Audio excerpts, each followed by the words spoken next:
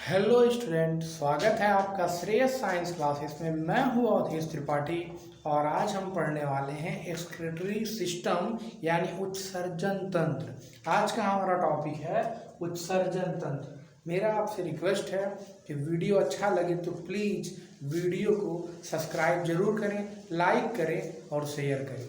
तो आज हम जा रहे हैं पढ़ने उत्सर्जन, जिसे हम बोलते हैं इंग्लिश में एक्सक्रीशन। उत्सर्जन क्या है, पहले हमें इसका डेफिनेशन जानना जरूरी है कि हम उत्सर्जन कहते किसे हैं। तो आप समझिए कि हमारी जो बॉडी है, जो हमारा शरीर है, इसमें निरंतर कुछ जहरीले या कुछ विषैले पदार्थ बनते रहते हैं, जिन्हें शरीर से निकालना बहुत ही आवश्यक है, बहुत ही जरूरी है। इसे कहते हैं उत्सर्जन। लेकिन इसका डेफिनेशन क्या होगा कि शरीर से नाइट्रोजन युक्त पदार्थों को बाहर निकालना ही उत्सर्जन कहलाता है। To remove the nitrogenous waste from the body, this is called excretion. यानी शरीर से नाइट्रोजन युक्त पदार्थों को बाहर निकालना उत्सर्जन कहलाता है। तो क्या है ये नाइट्रोजनी पदार्थ, किसे कहेंगे? तो आप समझिए कि हम लोगों में जो लीवर है, यानी जिसे हम यकृत कहते हैं, उसमें एक कंपाउंड, एक यौगिक बनता है जिसका नाम है अमोनिया। और ये अमोनिया बॉडी के लिए बहुत ही टॉक्सिक है, बहुत ही जहरीला है। तो ये कार्बन डाइऑक्साइड से रिएक्शन कर लेता है और रिएक्शन करके ये यूरिया बनाता है। यूरिया क्या है? एक नाइट्रोजनी पदार्थ है जिसका सूत्र है NH2CO NH2। तो ये क्या है? एक टॉक्सिक सब्सटेंस है, एक जहरीला पदार्थ है। तो ये जरूरत है, आवश्यकता है कि ये हमारी बॉडी से रिमूव हो, ये निकले। इसी तरह और भी कई उत्सर्जी पदार्थ हैं, जैसे यूरिक एसिड है, एक तो मैंने आपको बता दिया यूरिया, एक यूरिक एसिड है, क्रिएटिनिन है, हिप्न्यूरिक एसिड है। तो ये सभी वेस्ट मटेरियल हैं, हमारे शरीर के अपशिष्ट पदार्थ हैं, नाइट्रोजनी पदार्थ हैं, जहरीले पदार्थ हैं। ये अगर शरीर से बाहर नहीं होंगे तो हम कई बीमारियों से ग्रस्त हो जाएंगे। तो आवश्यकता है कि हमारी बॉडी से रिमूव हो।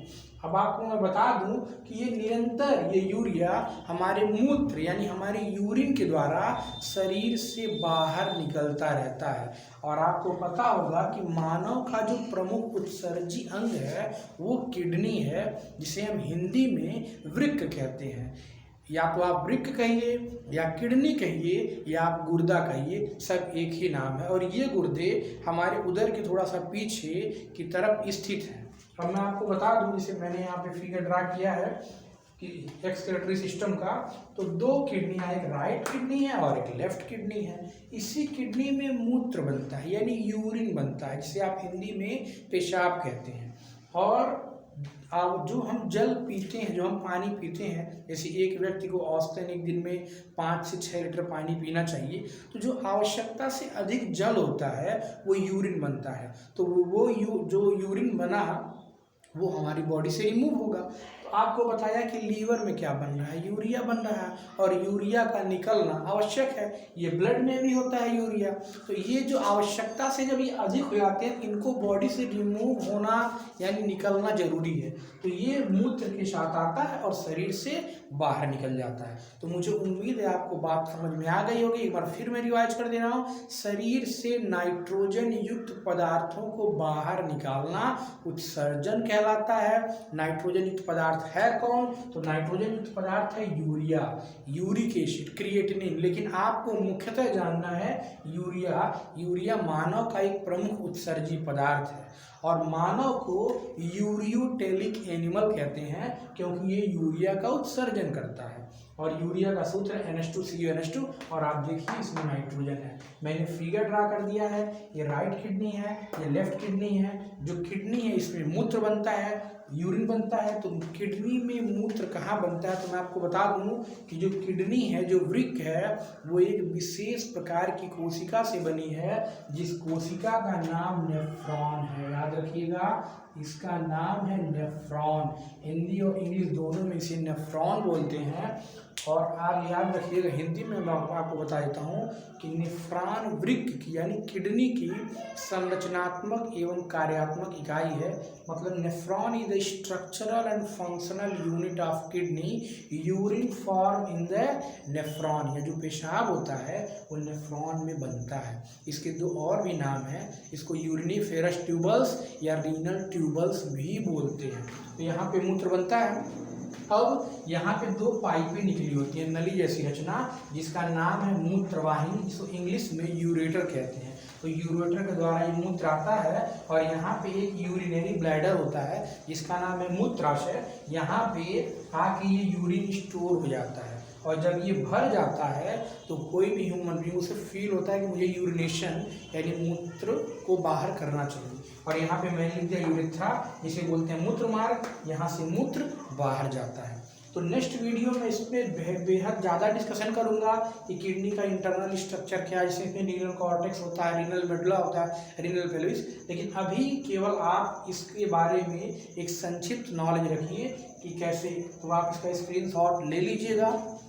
और मैं आपको बता रहा हूँ कि मनुष्य के और कौन कौन से उत्सर्जी अंग, जैसे मैंने कहा कि मेन एक्सक्रीटरी ऑर्गन जो है, मुख्य उत्सर्जी अंग, वो तो वृक्क है, क्योंकि वृक्क में मूत्र बन रहा है और मूत्र के द्वारा ही जो नाइट्रोजन पदार्थ है वो बाहर निकल रहा है। लेकिन इसके साथ साथ कुछ और उत्सर्जी अंग होते हैं, जैसे मैंने वृक्क तो लिखा है, फिर मैंने लिखा त्वचा।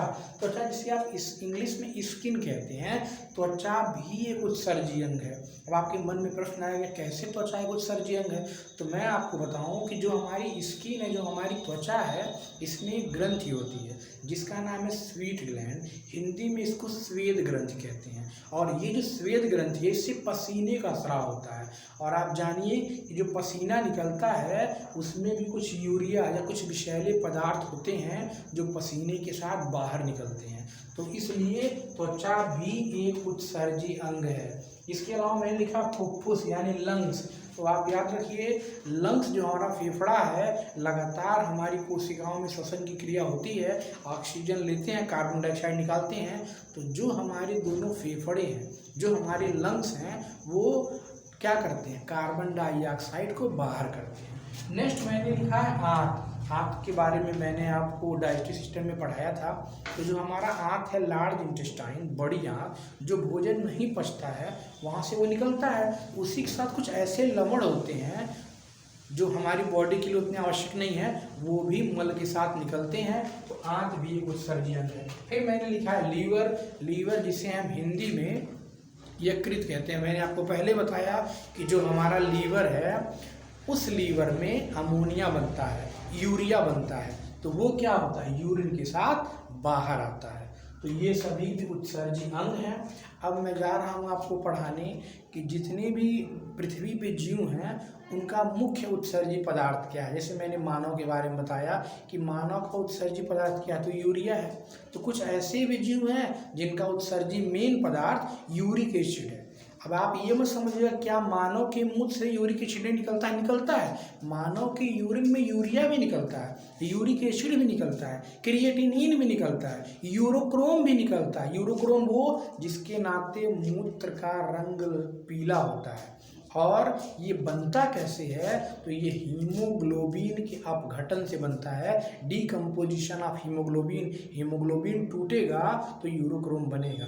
तो मूत्र में अभी मैं इसकी आपको कंपोजिशन बता दूंगा कि मूत्र में यानी यूरिन में कौन कौन से घटक होते हैं। उसके पहले मैं आपको बताना चाहता हूँ कि कौन से जंतु यूरियोटेलिक हैं, यानी कौन से जंतु यूरिया का उत्सर्जन करते हैं, कौन से यूरिक एसिड का करते हैं, कौन से जीव अमोनिया का उत्सर्जन करते हैं। तो उसके पहले मेरा आपसे रिक्वेस्ट है, इसका आप स्क्रीनशॉट ले लीजिए। तो अब मैं आपको बता रहा हूँ कि जंतुओं के प्रमुख उत्सर्जी पदार्थ क्या हैं। जैसे मैंने बताया कि अगर ह्यूमन बीइंग्स की बात है, मानव की, तो मानव का उत्सर्जी जो प्रमुख पदार्थ है वो क्या है, यूरिया है। लेकिन मानव के अतिरिक्त जो और जीव हैं उनमें उत्सर्जी पदार्थ क्या है। जैसे मान लीजिए कुछ मछलियाँ और कुछ जलीय आर्थ्रोपोड्स हैं। मछलियाँ यानी फिशेस और आर्थ्रोपोड्स क्या हैं, आपको पता होगा कि 10 संघ हैं।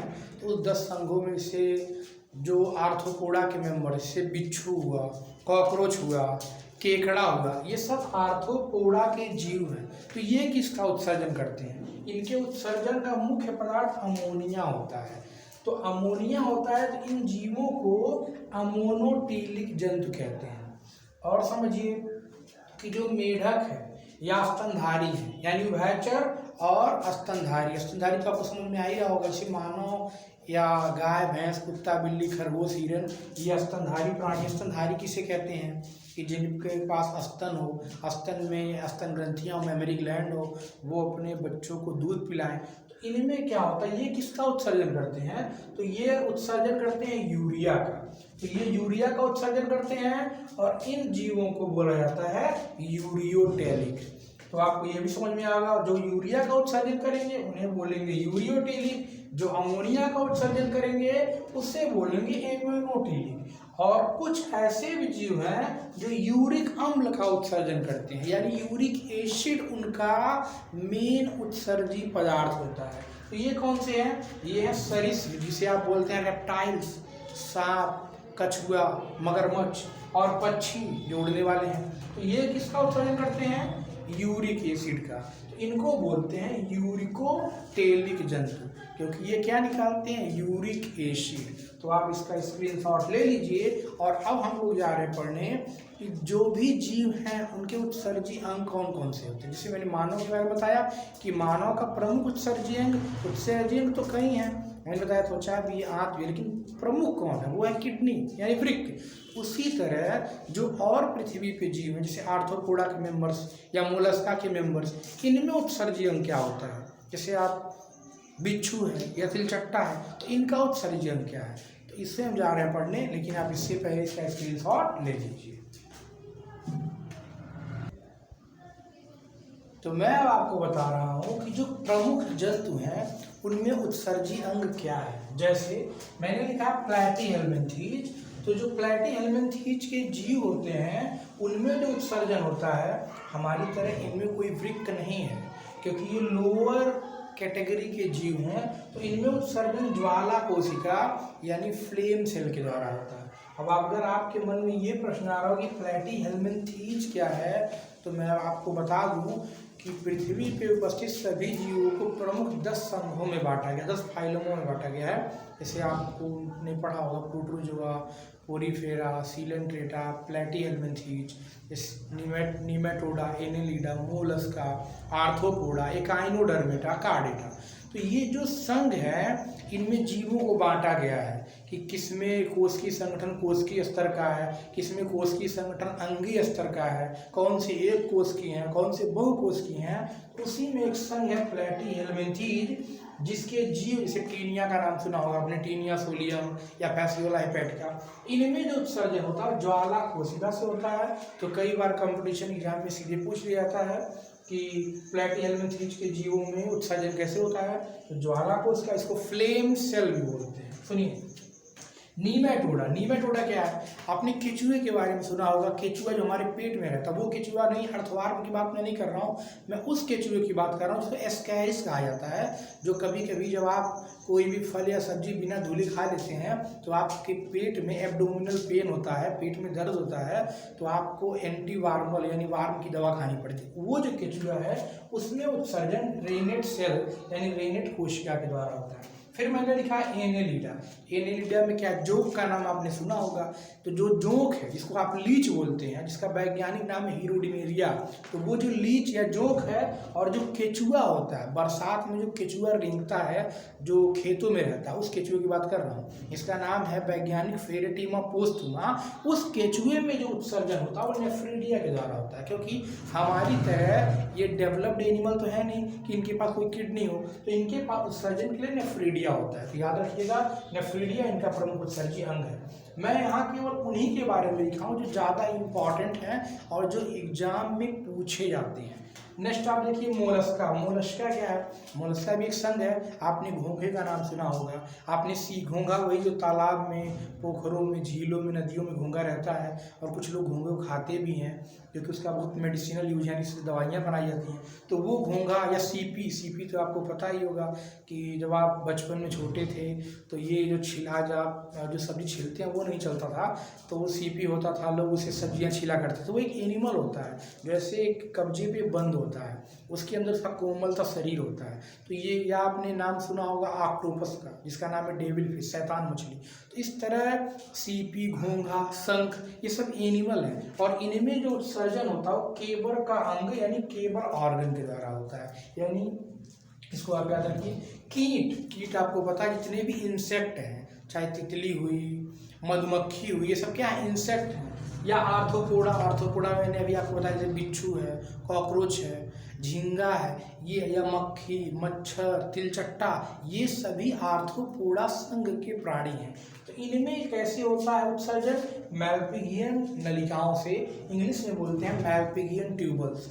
नेक्स्ट मैंने लिखा है प्राण। झींगा का नाम आपने सुना होगा। झींगा भी संघ आर्थ्रोपोडा का एक सदस्य है, लेकिन इसमें जो उत्सर्जन होता है वो मैल्पिगियन नलिकाओं से नहीं बल्कि कोक्सियल ग्लैंड से होता है। तो मैंने इंपॉर्टेंट लिख दिया है, आप स्क्रीनशॉट ले लीजिएगा, ले लीजिए। और नेक्स्ट मैंने यहाँ लिख दिया है मानव मूत्र का संगठन, तो ये भी आपके लिए इम्पोर्टेंट था। इसके बाद जो मैं नेक्स्ट वीडियो लेके आऊँगा उसमें मैं केवल जो किडनी है यानी वृक्क है उसके आंतरिक संरचना कैसे वो बनी है, क्या क्या है वो बताऊंगा। और एक वीडियो और लेके आऊँगा जिसका रिलेशन होगा कि किडनी से रिलेटेड कौन कौन से डिजीज मानव को होते हैं। जैसे एक डिजीज होता है नेफ्राइटिस, एक होता है यूरेमिया, एक होता है रीनल फेल्योर, तो वो बताऊँगा।